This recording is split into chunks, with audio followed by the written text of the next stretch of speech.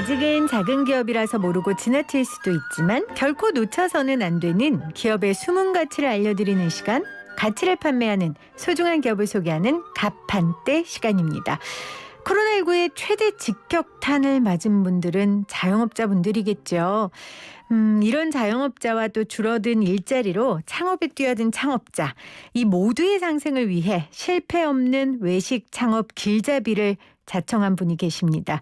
위대한 상사의 김유구 대표님, 오늘 화상으로 만나볼게요. 대표님 안녕하세요. 안녕하세요. 반갑습니다. 자, 위대한 상사, 어떤 기업입니까? 예, 안녕하세요. 저 위대한 상사는 세상에 좋은 생각을 유통하는 회사가 되고자 하는 이름으로 지었고요. 현재 공간을 공유하는 나누다 키친이라는 브랜드와 그리고 빅데이터를 통해서 창업의 아이템을 찾아주는 픽쿡이라는 브랜드 두 개를 운영하고 있습니다. 공유 주방을 소개해주는 나누다 키친, 그리고 네, 빅데이터로 어떤 메뉴를 창업할지 알려주는 픽쿡, 이 두 개를 지금 운영하고 계신다고요? 예, 그렇습니다. 먼저 저희가 2018년도에 그 나누다 키친이라는 브랜드를 런칭하면서 사업을 시작했었는데요. 먼저 나누다 키친은 전국에 이제 약 40개 되는 약 3,000개가 넘는 공유 주방의 공간을 창업자들에게 중개를 해주고 있는 서비스입니다. 공유 기본적으로 주방이요? 네, 네. 예, 그렇습니다. 기본적으로 저희는 2018년도에 음식점에 예를 들어서 저녁에만 장사하는 공간이거나 점심에만 장사하는 이제 음식점이거나 하면 이제 공간이 비어 있는 공간들 있지 않습니까? 호프집 같은데. 네, 그렇습니다. 네네.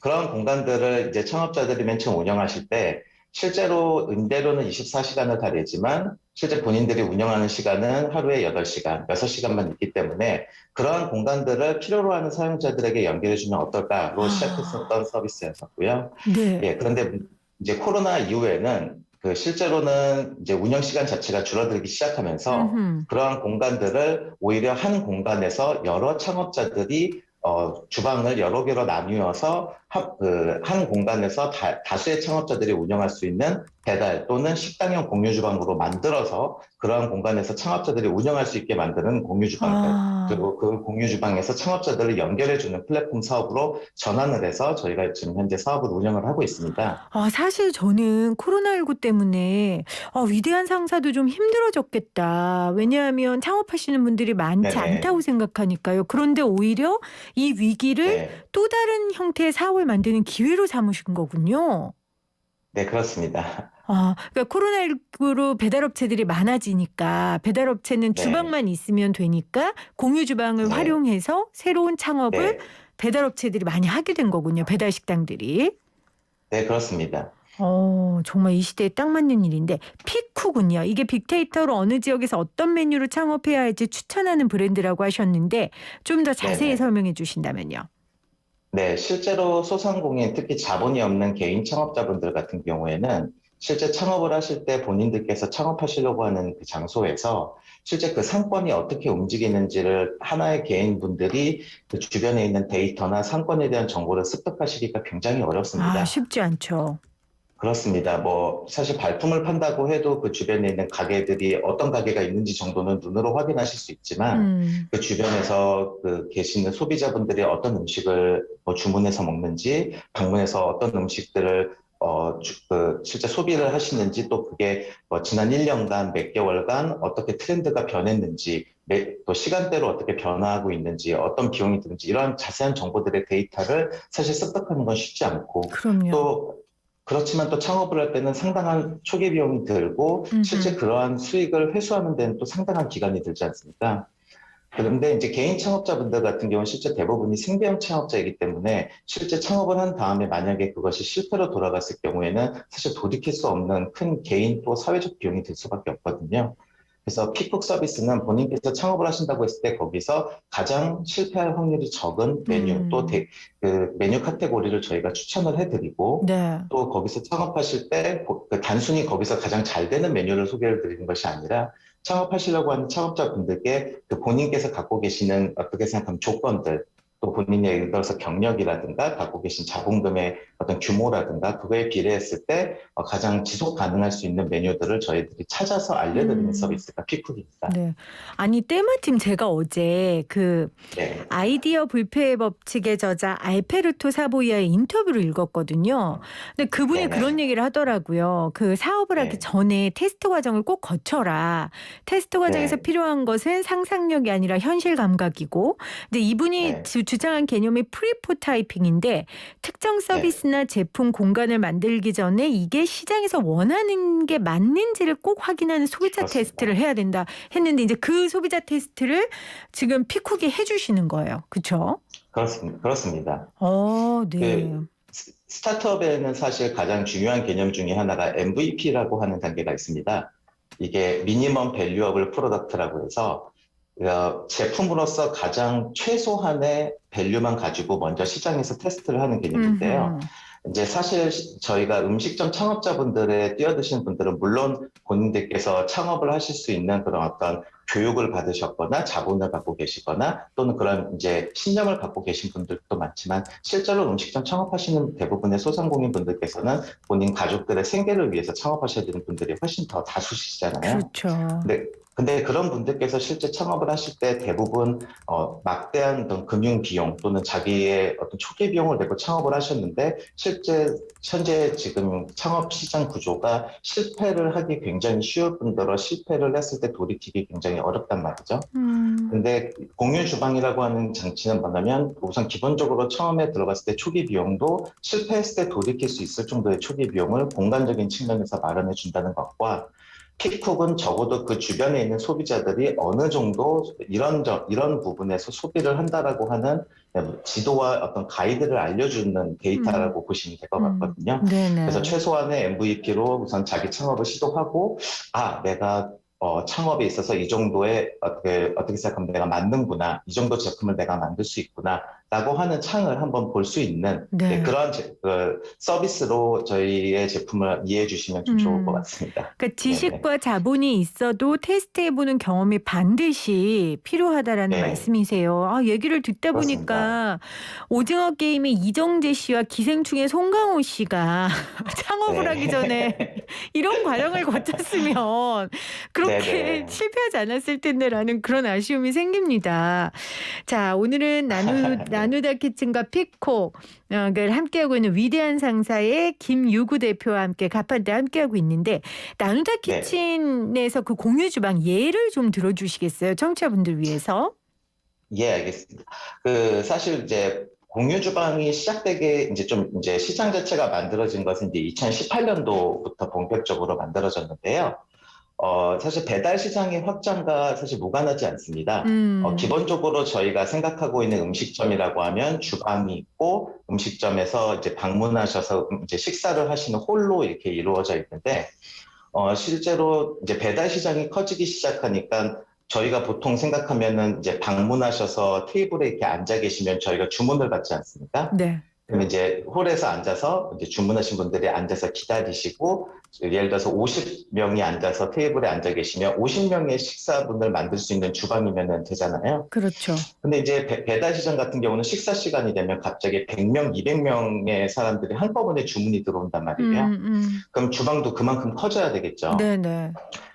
그런데 이제 어떤 상황이 발생했냐면 이제 코로나가 들어오면서 확 바뀌기 시작한 게 주방에서 한꺼번에 처리해야 될 것들은 훨씬 더 많아지는데 실제로 코로나가 오기 시작하면서 홀에는 사람들이 오는 이제 그 손님들은 확 줄기 시작한 거예요. 그렇죠. 그렇게 되면서 오히려 배달을 만들 수 있는 주방의 크기는 크되 굳이 홀에 오는 홀에서 음식을 먹을 공간들은 더 줄여도 되고 그렇게 되다 보니까 배달만을 위한 공간, 그러한 주방만을 위한 공간으로 이루어지는 또 그렇게 한꺼번에 그런 주방만을 모아놓은 그런 공간으로 만들면 비용도 훨씬 절감할 수 있고 그렇게 다 모았을 때 시너지를 낼 수 있는 주방이 만들 수 있겠다라는 아이디어가 태동하게 된 게 2018년도부터입니다. 그러면서 코로나19를 맞이하면서 진짜 열매를 맺게 되신 거군요.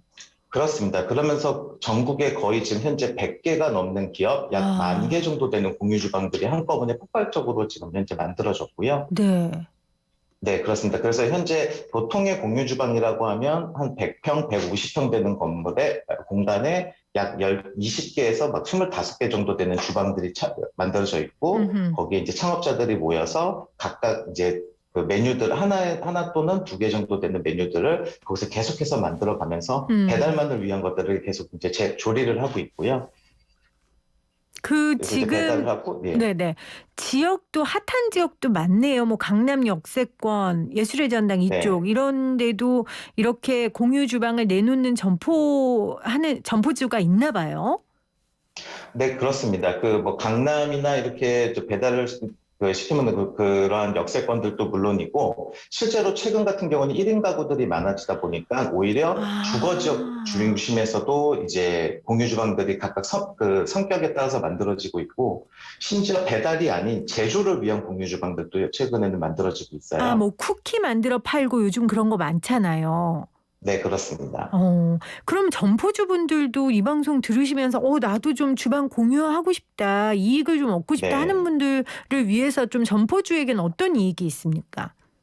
그러니까 점포주들 분께서 본인들의 공간을 뭐 빌려줘서 배달을 공유 주방하는 것은 사실 위생상의 문제 때문에 현재는 지금 그렇게 개조가 되는 경우는 사실은 현재 불가능한 부분이 있고요. 네네. 점포주 분들께서 본인이 이제 점포를 공유 주방으로 개조를 해서 아예. 아예 개조를 해서 그렇게 아. 공유 주방으로 만드는 경우들은 최근에 많이 만들어지고 있습니다. 아, 그렇군요. 그러니까 좀 쉬고 네, 싶거나 아니면 수익이 많이 나오지 네, 않으면 그 인테리어 다 네, 해 놓고 주방 다 세팅해 놓은 것도 철거 비용도 드니까 그럴 네, 때 그렇습니다. 차라리 공유 주방으로 아예 대여를 하는 거군요. 네, 그렇습니다. 네. 그런 특히 그 공실률이 많은 예컨대 지하나 2층 같은 곳 같은 경우는 이제 음식점이나 이런 곳으로 임대나 공실률이 많아지다 보니까 아예 그런 공간을 공유 주방으로 만들어가지고 이제 네. 조그맣게 임대를 하는 그렇게 공실률을 해결하는 방안으로서도 공유 음. 주방이 이제 해결책으로서도 최근에 굉장히 많아지고 있습니다. 음. 아니 근데 우리 김유구 대표님은 어떻게 이런 아이템으로 창업을 하게 되셨어요? 제가 원래 첫 번째 창업을 했었던 것은 좀 약간 완전히 다른 분야인데요. 네. 첫 번째 창업을 했었던 창업은 이제 P2P 대출회사 랜디시라는 회사를 창업을 했었어요. 아, 네.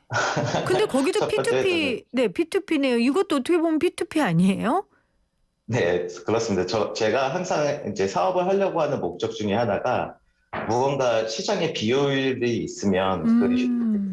비효율을 해결하는 목적을 가지고 제품을 만드는 것을 저는 사업의 원래 목적이라고 항상 생각을 하거든요. 근데 아. 첫 번째 P2P 대출 회사를 만들었었던 것도 1금융권을 넘어갔을 때 음흠. 이자율이 10%, 15% 오르는 게 그 음흠. 개인의 신용 등급과 무관하게 금리가 오르는 부분을 개인 간의 이제 투자와 대출을 통해서 해결하고자 사업을 했었었고요.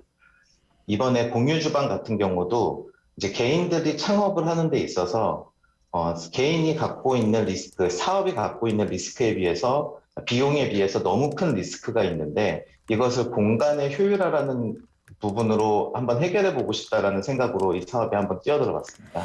그러니까 시장의 비효율을 해결해 보자. 이게 우리 김효구 대표님이 창업자로서의 사명이신 것 같은데, 시장의 네, 비효율이라는 게 결국 자본주의의 단점이고 거대한 시스템에 네. 소외되는 사람들의 단면 아니겠어요? 좀 그런 부분에 대한 문제의식이 있으신가 봐요, 대표님께서. 그러니까 그렇죠. 우선 뭐 사업 어떤 것을 쓰든 간에 분명히 수익이 있으면 당연히 리스크도 가져가야 되는 부분은 자본주의에 있어서는 당연히 필요하다고 저도 동의하고 생각하는데요. 그 수익이나 아니면 그것에 가져가는 수익에 비해서 과도한 리스크가 있는 부분들은 시장 룰에 따라서 당연히 해결이 돼야 된다고 저는 생각을 하거든요. 그러니까 음. 저희가 예금 금리에 조그마한 이제 수익을 가져가는 것은 예금이 그만큼 리스크가 낮기 때문이잖아요. 음. 근데 예컨대 지금 음식점 창업을 하면서 가져가는 그 낮은 수익률, 또 거기에 참여하는 사람들의 어떤 이제 리스크를 해지하고 싶어하는 그런 리스크를 별로 좋아하지 않는 사람들의 참여자들에 비해서 음식점 창업이 갖고 있는 너무 높은 리스크는 이런 비용적인 부분을 통해서 해결해야 돼야 된다고 보거든요. 그런 음흠. 점에서 봤을 때는 데이터를 통해서 그리고 공간을 공유를 통해서 해결할 수 있다라고 보고 이제 이 사업에 뛰어들게 됐습니다. 사실 우리나라 자영업자들이 기형적으로 많잖아요. 그리고 네, 대부분 맞습니다. 대부분은 기업이나 조직에 있다가 자의반 타의반으로 네, 나와서 벼랑 끝에서 네, 정말 올인해서 이 일을 네, 하시는 분들이 많고 뭐 삶의 네, 리스크를 가지고 시작하는 사업이니 얼마나 많은 테스트와 조사 과정을 거쳐야 되겠어요. 근데 그게 안 되는 게 현실이잖아요. 그렇습니다. 네, 음. 그 구글에 보면 의견은 됐고 데이터로 말하라 그런 말이 있다고 하던데 네, 네. 그렇다면은 우리 피콕에서 제공하는 데이터의 신뢰도는 좀 어느 정도일까요? 네, 우선 저희가 지난 이제 내부에서 팀을 두고 모델을 개발하고 테스트를 하고 하는 과정에서 저희 자체적으로는 신뢰도는 85% 이상으로 보고 있는데요. 네. 우선 한 가지 사례를 들어드리면 저희가 지금 현재 샐러드 브랜드를 개발해서 이용 중인 이제 고객분들이 약 100분 정도 계세요. 근데 이제 저스트 샐러드라고 하는 브랜드인데 이 브랜드가 재밌는 게 개발된 이제 시점이 데이터를 기반으로 개발을 했었어요. 그래서 우선 샐러드 브랜드가 잘 맞는 지역을 우선 분포도를 커버리지를 보고 음흠. 그래서 이쪽에서 신청하시는 분들한테 저희가 이 샐러드 이 브랜드를 저희가 추천을 했고요. 그 중에서 100분이 선택을 하셨고 그리고 결과 트래킹을 1년 동안 했는데 약 80%의 분들이 이제 매출이 일매출이 85만 원 이상이 나왔어요.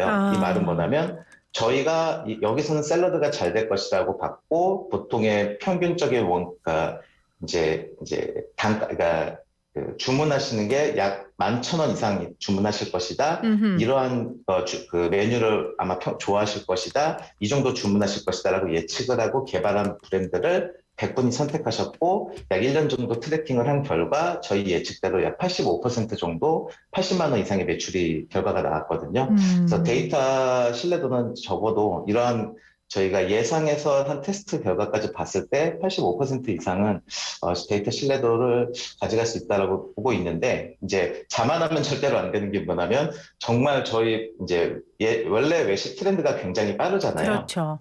근데 배달 외식 트렌드는 한 3배 더 빠른 것 같아요. 정말 아. 향천외한 브랜드가 한 달에도 계속 나오기 때문에 네네. 저희도 훨씬 더 빠르게 더 많은 데이터를 수집하고 모델링을 디벨롭 해야겠다고 채찍질을 음. 하고 있습니다. 음. 네.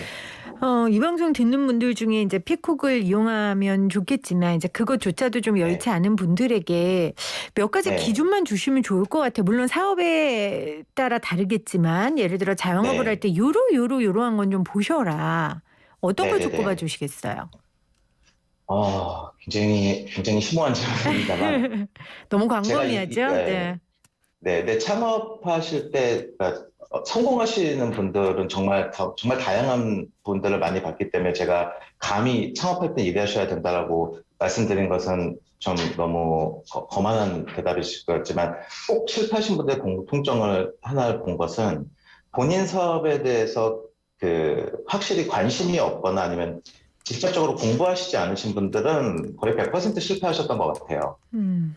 그러니까 본인이 직접 운영하시거나 아니면 직접 운영하시는 않더라도 굉장히 고민 많이 하고 그러니까 공부를 많이 하시고 관심을 갖고 거기에 참여를 하시는 분들이 제일 중요하다고 보거든요. 그러니까 음. 무슨 얘기냐면 가끔 창업하실 때 돈을 갖고 오셔서 마치 자기 창업을 자기가 투자하듯이 창업하시는 음. 분들이 계세요. 음. 네네. 예, 프랜차이즈 창업하실 때 뭐 5천만 원이면 창업할 수 있어, 8천만 원이면 창업할 수 있어 이렇게 창업하시는 분들이 계신데 잠깐은 몇 달은 매출이 나오더라도 거의 대부분은 그 결과가 좋지는 않았거든요. 네. 그래서 그런 분들 같은 경우는 이제 안 하시는 게 좋지 않을까라고 음. 생각하고 있습니다. 음. 네네. 정말 창업은 의심과 네. 확신 사이의 외줄타기인 것 같아요. 네, 맞습니다. 철저한 나 할 수 있다라는 믿음과 확신 플러스 이게 네. 될까라고 몇 번이고 두들겨보는 의심. 그 가운데 답을 찾는 게 성공의 네, 비법이 맞습니다. 아닐까 그런 생각이 좀 드네요. 네, 맞습니다. 지금 6794님이 코로나19 이후에 무인 점포가 늘고 있는데 네네. 이런 이 무인 점포의 다양한 업종을 확대되고 있는 추세 어떻게 보세요? 이렇게 문자가 왔네요. 네네. 네. 저는 무인 점포도 지금 굉장히 뭐 최근에 확산이 되게 많이 되고 있는데 기본적으로 무인 점포가 이제 늦는 것은 당연한 거라고 저는 보고 있어요. 우선 인건비도 늘고 있고 그렇겠죠. 구인도 하기 어려워지고 있고 보안 기술은 발달돼 있고 결제 수단도 다양하고 빠르게 되고 있고 키오스크도 단가가 내려가고 기술도 올라가고 있고 뭐 이런 것들이 종합되면서 무인 점포가 나오는 것은 사실 10년 전부터도 이제 뭐 예측할 수 있는 거라서 뭐 당연한 결과라고 보기 때문에 그거는 이제 그 자체를 예측하는 것은 어렵지 않은데 다만 좀 조심해야 될 게 뭐냐면 무인 점포가 늘어나고 있다고 해서 무인 점포를 하면 수익을 얻을 수 있다라고 예측을 하는 것은 되게 위험한 거거든요. 예, 그러니까 예를 들어서 작년, 재작년에도 코인 투자가 늘고 있다라고 해서 코인을 투자하면 돈을 벌 수 있다로 이제 결과를 내면은 그건 되게 위험한 거잖아요. 그러니까 코인으로 돈을 번 사람이 많다라고 해서 그러니까 코인 투자한 사람이 많아졌다고 해서 코인으로 투자해서 돈을 벌 수 있다는 것은 전혀 다른 그렇죠. 결과인 것처럼 그래서 무인 점포가 늘어나고는 있지만 실질적으로 무인 점포는 그걸로 수익을 올린다라고 하면 굉장히 많은 계산이 필요해요. 거기에 들어가는 거기에 이제 돌아다니는 유동 인구들 그리고 그 점포의 실제 유지 비용, 초기 비용 그리고 거기에 입점해야 되는 상품 단가들 그리고 얼마나 많이 거기 시설을 유지 보수를 해야 되는 것인지 이런 부분들 전기세, 임대료 이런 것들 실제로 사람만 없을 뿐이지 그러니까 실제로 하나를 만들고 유지하는 것에 있어서는 똑같은 사업이거든요. 그렇네요. 사실은. 똑같은 데이터베이스를 가지고 똑같은 서치를 해서 똑같이 노력해야 되네요. 단지 그냥 똑같은 법입니다. 사람을 안 쓴다는 인건비가 안 나가는 것뿐이지 그렇네요. 그렇습니다. 그리고 어차피 기계가 들어가고 감가상각 비용까지 생각하면 비용이 완전히 없다라고 볼 수도 없는 거라서 예, 그냥 새로운 모습이 생길 뿐이지 뭐 사업으로 봤을 때는 뭐 전통적으로 뭐 비용이 들어가고 돈을 버는 사업이기 때문에 이제 좀 만약에 투자를 하신다라고 하면은 전통적인 방식대로 분석을 똑같이 하셔야 될 것 같습니다. 네. 자, 위대한 상사 사회적 기업이잖아요. 이 기업을 통해 이루고 싶은 사회적 가치가 있다면 어떤 게 있으세요? 네. 일단 저희는 기본적으로 예전에 투자 받았을 때 이런 질문을 받은 적이 있었어요. 그러니까 저희를 통해서 음식점 창업자가 많아졌으면 좋겠냐라는 질문을 받았었는데 저희를 통해서 음식점 사업자가 솔직히 말씀드리면 많아지길 바라는 게 결코 아니고요. 저희를 통해서 음식점 사업을 하지 않으셨어야 될 분들이 저희를 통해서 덜 다치고 이제 다른 데로 가실 수 있게 만드는 게 사실 저희의 임무라고 생각하거든요. 예, 그래서 저희를 통해서 음식점 창업이라고 하는 부분이 건강하게 도전해보고 안 아프게 마무리하고 갈 수 있는 채널로 갔으면 좋겠고, 네네. 예, 그리고 그 과정에서 사회적 손실이나 또는 이제 개인을 가져갈 수 있는 개인의 손실이라고 하는 그 부분들이 상당히 줄 수 있는 채널이 될 수 있다라고 하면 지금 저희가 하고 있는 사업의 가치와 의미가 훨씬 더 저희가 성장하는 만큼 그 시장이 이제 건강해질 수 있다라고 하면 훨씬 더 보람이 있을 것 같습니다. 정말 이 시대에 꼭 필요한 일을 하시네요. 너무 많은 분들이 자영업으로 뛰어드시는데 그분들의 걸음망이 좀 돼서 정말 자영업을 하면 안 되는 사람들, 이제 뭐 대표적으로 저 같은 사람입니다. 저 같은 사람들을 걸러서 너는 이거 하지 마, 이거 하면 안 돼 라고 말을 해줘서 그 사람의 인생을 돌이킬 수 없는 실패의 길로 가지 않도록 막아주는 그런 역할을 하고 싶다는 말씀을 해주셨습니다. 정말 감사하고요. 혹시 이 자영업 음식 외식업에 관심 있으신 분들은 위대한 상사 홈페이지 들어가 보시면 나누다 키친과 팩쿡 두 개 다 보실 수 있으니까요. 함께해 주시면 좋을 것 같습니다. 대표님 오늘 고맙습니다. 걸음망 역할 잘 해주시길 바랍니다. 네, 감사합니다.